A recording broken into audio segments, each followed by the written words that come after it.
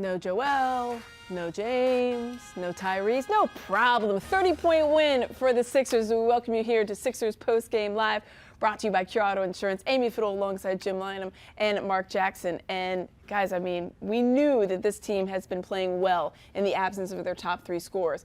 But beating a team back-to-back, I know it's the Magic and you can say whatever you want, but you beat who's in front of you, and they did just that, Marc. They did. You know, it's very difficult to beat a team back-to-back on their home floor, especially when you're undermanned.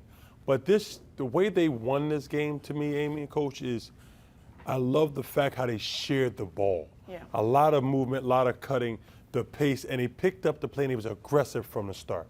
Yeah, 32 assists. I mean, you could really squint real hard and maybe see the Golden State Warriors there, but certainly they had that kind of ball movement. But Jim, we talked about it in the pregame show. It's the fourth time this season the Sixers have played these back-to-backs.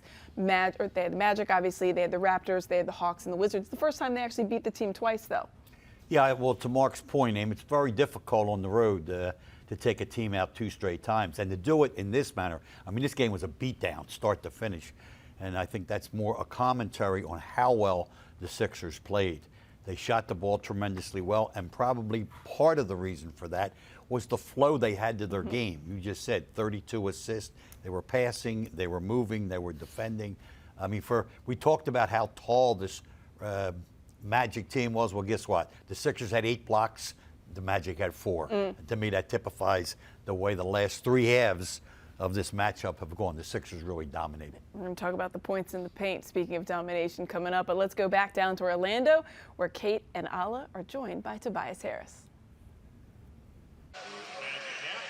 Well, season highs all around tonight, Tobias, led by you, a season high 25 points, and I know more importantly, getting back-to-back wins here in Orlando. So what are you most proud of when it comes to these back-to-back victories?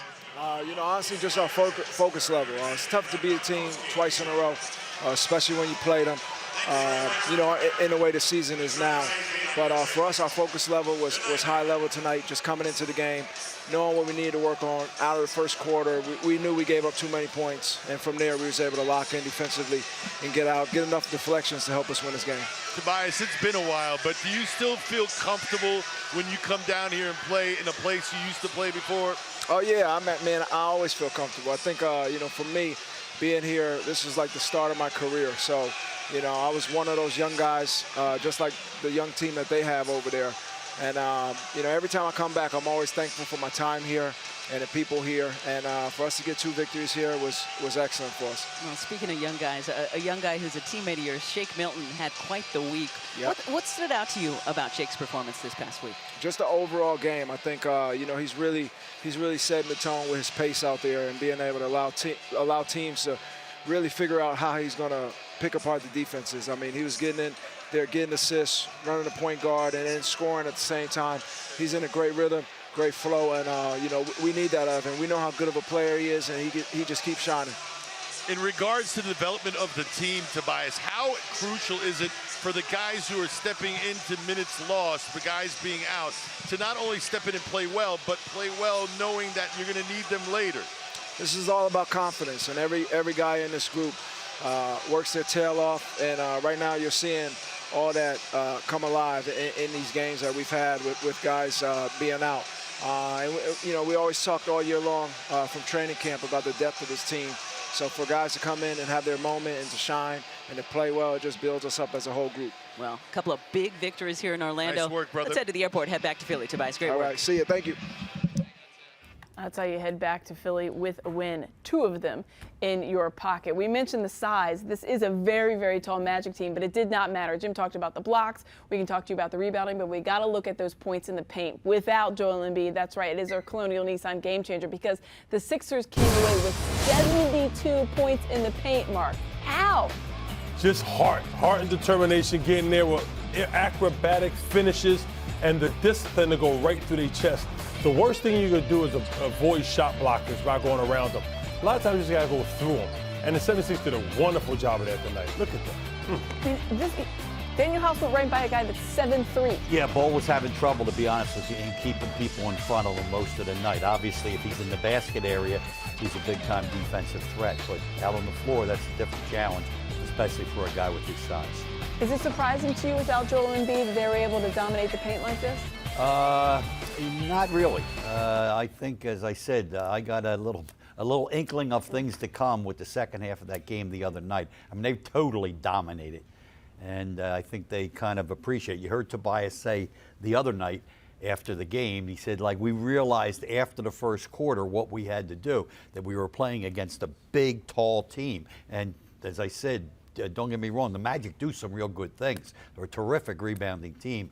But once the Sixers realized how to keep them off the board so they didn't get second shots, it was all Sixer ball. One thing that Tobias was just asked by Kate and Alaa, Marc, is that how confidence building is this for this team, for these young guys? I mean, the bench scored 59 points, a season high. There are a lot of season highs in this one. Tobias Harris with a season high. But when everybody does start coming back, Joel, Tyrese, James Harden, does this give them a confidence that when their number is called for those 12, 15, 17 minutes, that they can do what they've done now? Absolutely, but it don't just give them confidence in themselves, Amy. It gives them the coach's confidence in them to maybe not have such a quick hook. And a lot of times you coming off the bench as a role player, that hook is on your mind, so you don't be able to relax and give your all. But this would give the coaching staff the opportunity to see these guys, says, you know what, he made a mistake, let me let him play through it. That's the importance of trust, and trust can lead to a good team wins. I mentioned some of the season highs. We had one from Tobias Harris. We had one for the Sixers. We had one for the Sixers as a total, 133 bench points. But what about Danuel House? 19 points. That's a season high for him. We mentioned this earlier. He is a guy that's doing everything. He is our Yingling Presents Lager Up. Also earlier in the season, Jim, he was a guy that couldn't get on the court at times, and now he's getting this opportunity. What are you seeing from House? Yeah, I thought this was his best effort, and again, not by coincidence, he had opportunity with regard to minutes. I think Alaa said it well. These are hustle plays. You know, knocks a ball loose, then gets out on the break and attacks the rim. If he can get up and down in the open floor, you know, he's a strong guy, he's an athletic guy, and this type of a game, obviously, you know, was tailor-made for him. Yeah, Marc, I don't think people know the athleticism of House. They knew that he was strong. He had that kind of bulldog mentality. He's a guy that's going to get you the gritty things, but he shows off that he can shoot well, but he has a little bit more finesse to his game. He does, Amy, and let's just put it out there. By far, this is Danuel House's best energy game. He would have fresh legs. He was bouncing all over the place. This is why they brought him in here. I was waiting for this version of him to come out. I just wanted to continue. This is by far his best game as far as effort is concerned. And with this coming in here, this is why the Sixers are saying, you know, we're going to go with the 4 new guys. They're going to be in our top rotation because of things like that. Yeah, I think you're seeing, but they got a lot of these guys right now over the last couple of games. A lot of them wins. There's a reason for that. Well, there it is. Clap your hands, everybody. That's a song that we love to hear. It means the Sixers got the win.